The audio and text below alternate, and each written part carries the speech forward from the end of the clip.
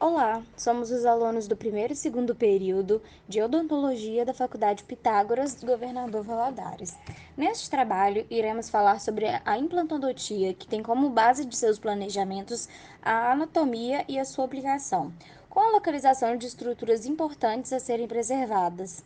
São indispensáveis o conhecimento sobre a qualidade do tecido ósseo das diversas regiões, como também a anatomia radiográfica, que determina o melhor posicionamento dos implantes e técnicas cirúrgicas.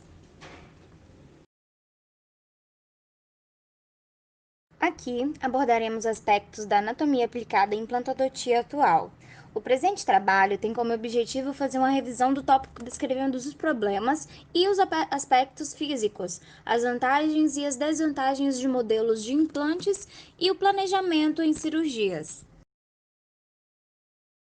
Bom, vou falar um pouco sobre os conceitos básicos aplicados à implantodontia. A implantodontia óssea integrada, ela tem como base de seus planejamentos a anatomia e a sua localização de estruturas importantes são preservadas por feixes vasculonervosos. O que seriam esses feixes? Os feixes vasculonervosos é um conjunto de vasos e nervos por uma bainha conjuntiva comum, composto pela artéria carótida, veia jugular interna e nervo vago. E para o conhecimento de qualidade sobre o tecido ósseo, usamos a anatomia radiográfica. E o que é essa anatomia radiográfica?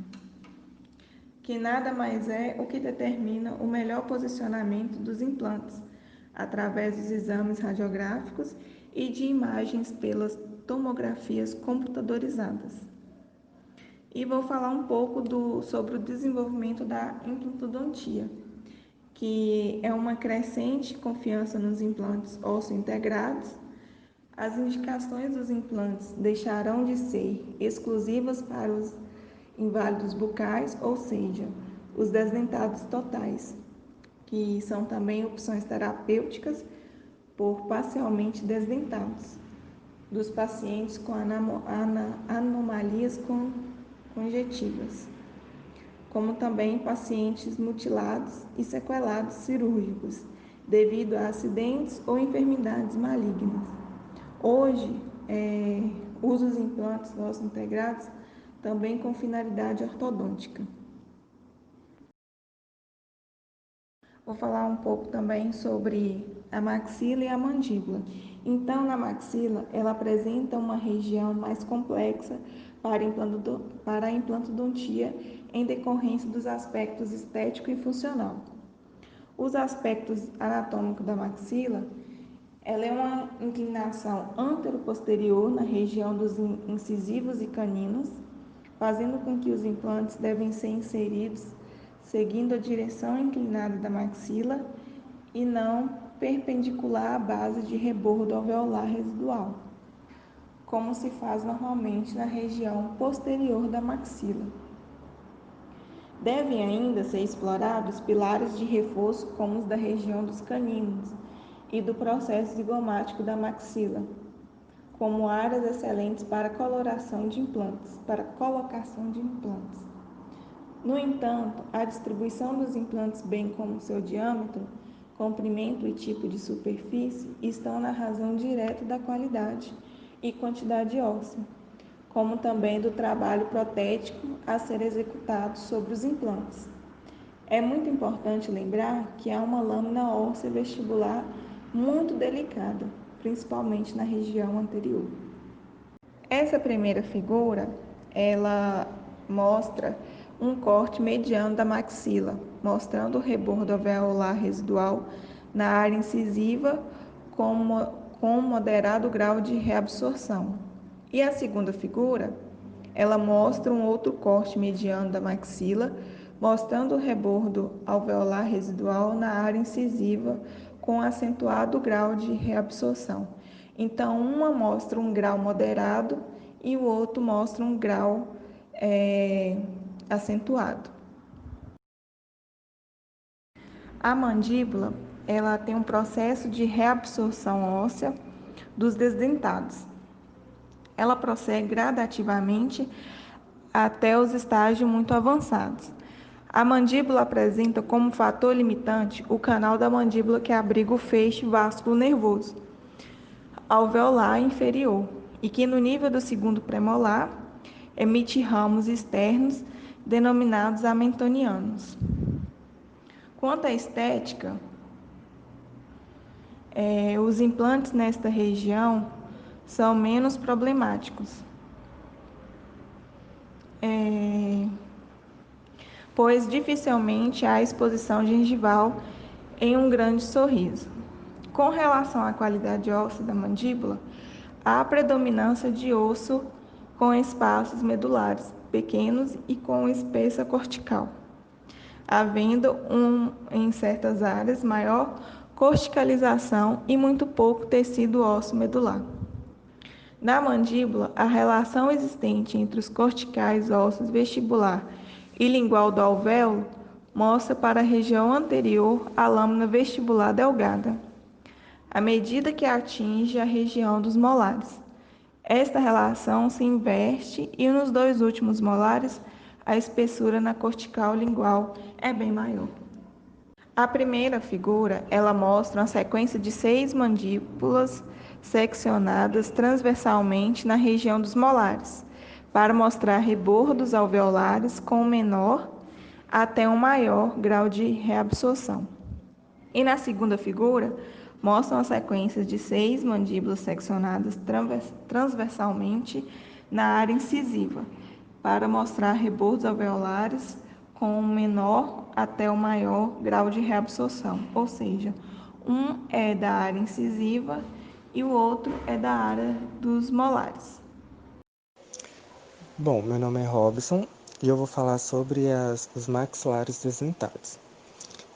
A perda de dentes, né, ou a perda de elementos dentais podem provocar alterações significativas na maxila e na mandíbula, nos planos vertical e no horizontal. Com a perda dos dentes naturais, o osso alveolar não recebe mais os estímulos locais fornecidos pelos dentes e ligamentos periodontais. E aí sim começa um processo que a gente chama de início de reabsorção. O padrão de reabsorção varia de acordo com o paciente. Isso ocorre devido à influência de fatores sistêmicos gerais e fatores locais.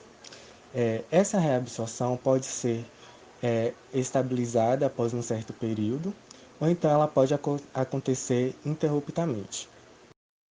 Bom, e quais são as frequentes causas de perda dentária?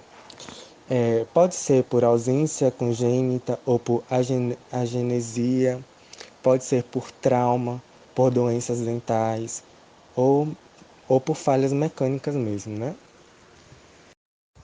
Sobre a reabsorção óssea. Quando se tem a perda de um elemento dentário ou mais, e acaba que não é feita uma reabilitação desse elemento, isso acaba resultando em uma alteração no tecido ósseo devido ao processo de remodelação e acaba modificando a estrutura morfológica. No caso, na reabsorção, a gente vai ter uma reparação, as fibras colágenas se organizam numa matriz reticular com a mineralização por fluxo de cálcio e fosfato. As espículas se fundem e formam trabérculas ósseas. Os ossos se tornam esponjoso ou compacto. Há uma reabsorção das paredes do alvéolo e uma diminuição da espessura, né? E aí, como ocorre essa modificação na maxila? Ocorre um estreitamento e é mais acentuada na região de incisivos, caninos e de premolares. Há também um encurtamento do arco dental, deficiência no sentido anteroposterior,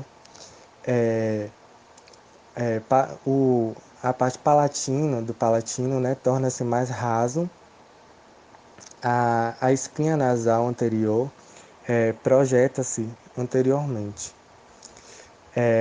O aumento dos seios maxilares por pneumatização pode envolver as raízes dentárias posteriores. Outras modificações que também podem acontecer é o forame incisivo próximo à superfície palatina, no rebordo residual. A crista infrazigomática pode alcançar o rebordo residual. O âmulo pterigóide pode fazer saliência abaixo do nível da crista residual. Na mandíbula, se o processo de reabsorção ocorre na parte superior do corpo da mandíbula, o rebordo residual que se forma é mais aberto do que o da maxila. A crista alveolar aprofunda ao nível da protuberância mentual anteriormente e ao nível da espinha mentual medialmente. Outra modificação também que pode ocorrer na mandíbula é o processo coronoide tornar-se mais afilado, diminuindo o tônus muscular do músculo temporal. O processo candilar pode provocar modificações na ATM. A cabeça da mandíbula ela transforma-se, né, em uma saliência de afilada a achatada. Pode também ocorrer a rotação com o eixo da linha intercondicular e as modificações na ATM, condicionando mobilidade exagerada na articulação. Além disso, também ocorrem alterações nos tecidos moles. No caso dos tecidos musculares, os músculos seguem para a posição inferior. A alteração também na ação, eles acabam se tornando, ele acaba tornando-se flácidos, né? Já na mucosa oral, torna-se mais delgada, mais densa e de difícil cicatrização. E também a alteração estética na face, né? Acaba acaba encurtando o músculo bucinador, né? E, consequentemente, leva a uma alteração no contorno dos lábios. E aí os lábios, geralmente, na parte da maxila, eles ficam mais para dentro, acaba tendo aquelas linhas de expressões, né? Como se fossem os lábios rachados. E na parte de baixo, há uma remodelação também na parte óssea, porque você vai perdendo o osso e vai afinando o rosto. E a parte dos lábios, eles ficam mais como se fossem caídos. O edentulismo, ou a falta de dente, ele tem efeitos na saúde bucal e também na nossa qualidade de vida. Além de afetar a capacidade mastigatória, atrapalha também na fonação, tem danos estéticos e tem impactos psicológicos também. É visto por alguns como um processo natural da vida, mas esse processo de edentulismo ele pode ser evitado. Por exemplo, através de orientação, através de prevenção, através de cuidado e de higiene bucal. Técnicas cirúrgicas. A perda de dentes maxilares posteriores e a subsequente pneumatização do seio maxilar resultam em atrofia do osso alveolar e podem afetar a reabilitação adequada dos pacientes com recurso a implantes sociointegrados. A baixa qualidade e quantidade de ossos presentes nessas áreas consistem no obstáculo para a inserção de implantes sociointegrados. O conhecimento prévio da anatomia dessa região deve ser considerado como requisito primordial e de vital importância para o sucesso da técnica cirúrgica. A cirurgia para elevação do assoalho do seio maxilar é usada para aumentar e melhorar o rebordo que se encontra insuficiente para a inserção de implantes, através da realização de enxertos. As técnicas traumática e atraumática para elevação do assoalho do seio maxilar foram descritas por Tatum e Summers há cerca de 40 anos e têm possibilitado reabilitações com alta taxa de sucesso. Classificação óssea de Letham-Izard.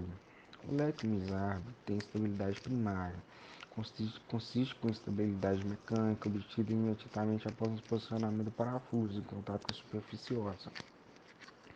Um dos fatores que influencia a estabilidade primária é a densidade óssea do local da inserção, que representa a qualidade, quantidade de osso e suportar o dispositivo da ancoragem esquelética.